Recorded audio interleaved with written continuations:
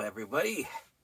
Welcome to this rather nice Sunday morning. Uh, so I gotta go see my family real quick about taxes and things, that adult stuff, that pesky adult stuff. Anyway, uh, yeah, I gotta mention this.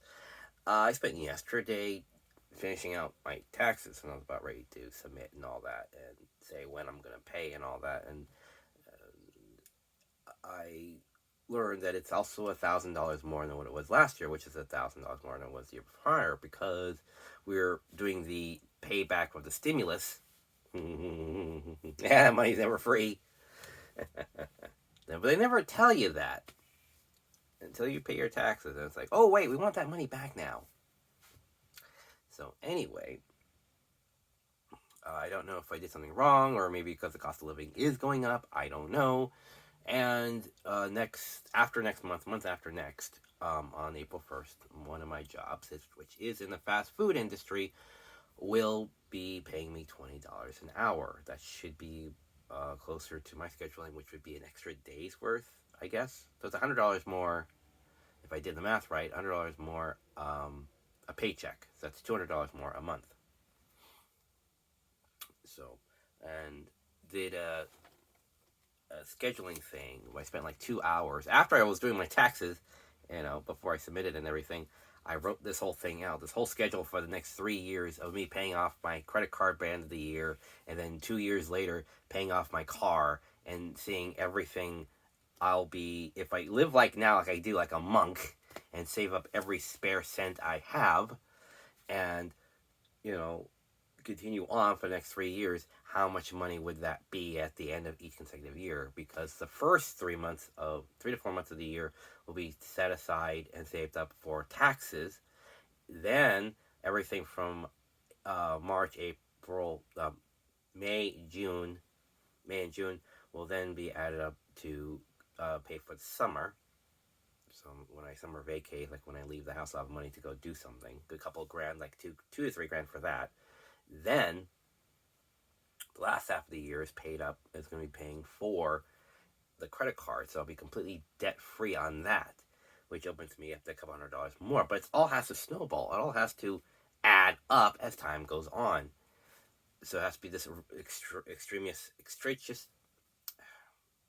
stringent something regiment of,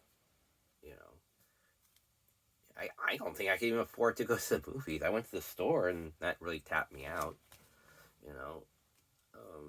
so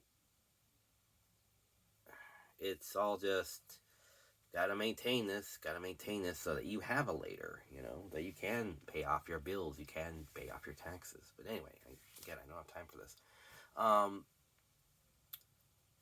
But again, with my taxes and everything aside, I'm pretty sure I'll survive, and I'm reasonably confident I will still have a job in 2 months. Because they're downsizing. Other people have just said, well, we're just cutting that part of the job just right out. It's like, okay. Our competitors are cutting the fat, so to speak. And it's like, what does that mean for us? Don't know 100%. But I'm reasonably confident I'll still be there. Reasonably confident. That's no guarantee. I've been reasonably confident on things before, and it's gone completely sideways. So trust me, I'm still hoping. But anyway, and the reason my taxes are so high is because I have the second job. That's why. I make too much bloody money. That's a Gone in 60 Seconds reference, by the way. So yeah, it's all just adults with adult problems in the adult world. That's all it is. But enough about my crap. Let's talk about the ones who live. Yes, that's right, the ones who live. It's finally happened. Finally, after all these years, I remember watching that episode and hearing that, Frank Grimes is leaving the show. It's like, no, it's not going to kill him off, are they? He goes, no. He's just going to, it's rumored he's just going to fly him out of the show. That's it. You can see him flying, on a helicopter out of the show. It's like, okay. And you watch it, and it's this tearjerker, it's this big dramatic farewell, and it's like, what, is he dead? Is he dead? No, he's not dead. Okay, good. and they're flying him out of the show. Well, hope he comes back. I rather liked him. He was a really good, main character. He's been through a lot. And so, after all these years and a couple spin-offs and side stories and whatnot. On Daryl Dixon, the Book of Carol. Yeah, someone's copying Disney. Will premiere in like a month or so. I think it's supposed to be next month, something like that. And so we'll see Carol's storyline. And so the showrunners are doing, like this episode of The Ones Who Live. It starts off with Rick and his story, what happened to him, and when he woke up and his first attempts to escape the CRM, and then the 5 years later after that and whatnot. So it shows him in the current timeline eventually. And yes, rumors are true. He does cut his hand off, regretfully. When that scene in the opening scene, when they're fighting walkers that are on fire, what's it called? Dillets? I think? Dults? Or something like that. Rick is there, and he's like, he's already like trying to cut off his arm, and he's trying to make an escape in the midst of this cleansing of the walkers. I honestly, and he's having backflashes throughout all the entire episode. So I was like thinking, why don't they show a backflash of him? Like, does this remind you of something? Anything, Negan, Coral, The guy has backflashes to when he was a kid and his family's farm was on fire. But of course, him cutting off his own hand has nothing to do with anything else in his life. Like, come on, guys. It's all right there. You have it on tape. Just put like a 2-second thing in there of Negan, and it's like, oh, this reminds me of when I had to almost cut off Carl's hand, And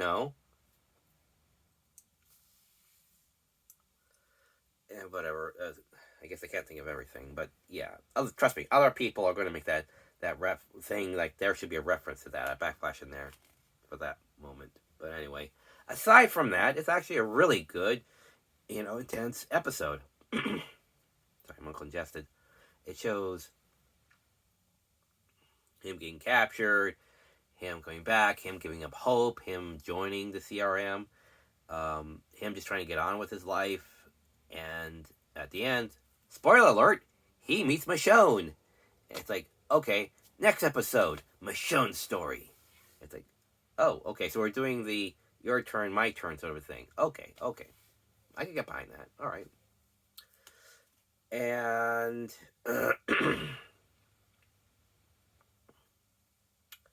I think this is back to par, I would believe. The Walking Dead kind of started to meander kind of bit, because wherever you think the story should have like ended, it's kind of, it's taking its sweet ass time, which is kind of rather to the show's temperament, might I add. So they kind of need to wrap this up, like, at the end of the next seasons for these shows or whatever. They kind of say, okay, let's all just have come to a point, and then end the franchise. No more spin-offs, no more side stories, just end. And that should be it. Because you can't follow a franchise or an IP forever. The Simpsons, Married with Children, anything over 4 seasons, Game of Thrones, everything starts to suffer from, series fatigue. The writer's like, oh, what did we do this season? Granted, Game of Thrones had an overarching story that it had to tell, so they had a roadmap, but trying to get it to keep going and be interesting for 6 or 7 seasons, for all the seasons is quite a bit of a lot. It's demanding of a lot. That's why Rick's character, Andrew Lincoln, left, because it was getting tiresome. And that's why Bobby Axelrod left the show in season 5 and then came back for season 6. You know, or something like that. You know, series fatigue. You know, I don't think series should go over 4 seasons. If they get 4 seasons, fine. Then end it. You know, but to go on and on and on and on to say, well, we'll have 10 seasons. You're not Seinfeld. Not everything can go for 10 seasons and still stay strong. Granted, Seinfeld had a lot of problems in the beginning, but once it got going, it kind of just went on and on and on and on. But it had no real, you know, staying power because it's like, well, what do we do this week? You know? So that's why Jerry said, enough is enough. We done enough. That's why he did 9 seasons of that. Personally, I would have done 10 for symmetry, but that's just me. But yes, end things on a high note. That's why David Tennant left after 4 seasons, well, 3 seasons and 4 specials. Because he said he wanted to leave while he still liked the show. It was not repetitive. It was not boring. But again, look back on The Simpsons. Look what something's been on for 36 seasons. You know? Dragon Ball Z. You know, stuff like that. Things have to end. And having a reboot or a sequel series is not always for the best. Or a remake. Sometimes just leave it alone. I'm looking at you, Sailor Moon Crystal. Yeah, I'm calling you out on that. Anyway. So yes, I believe this is quite a return to form. It's finally, the setting is the CRM, so you're getting all the secrets. Like, this is what's, the force behind, the black helicopters in the various different shows that were teased and showcased, So you're able to understand, like, who are these people? Why are they doing what they're doing? And so you finally get those answers. So this feels like a season or a series that will give you answers to those questions, and I hope be helping to come to a midpoint, to a crescendo, nearing the end where all the IPs kind of come together, have massive crossovers, and then say, there, the ending, perfect, done, cut the credits, put it in the can, done.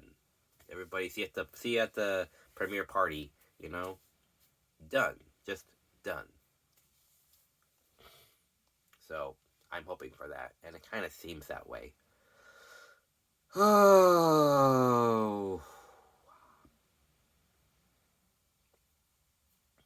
All right, so that's about it. Yeah, so I highly recommend this episode. It seems like a good start off to this new series. What happened to Rick Grimes? Who are the CRM?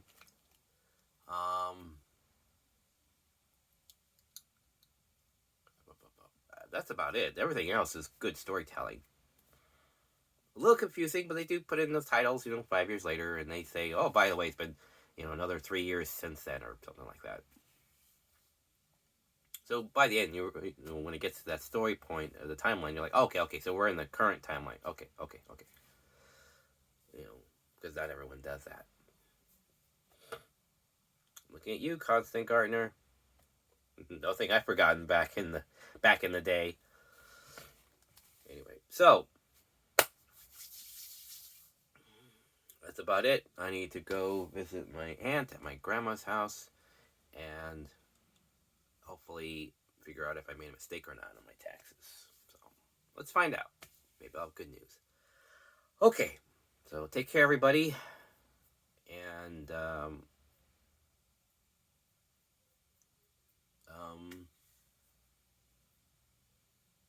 and if you find yourself in an apocalypse structure, don't become a petty tyrant, I guess, or build a tyrannical empire, as we've seen time and time and time again on this show, especially on this show. All right, so Take care, all. See you at the next episode. Bye.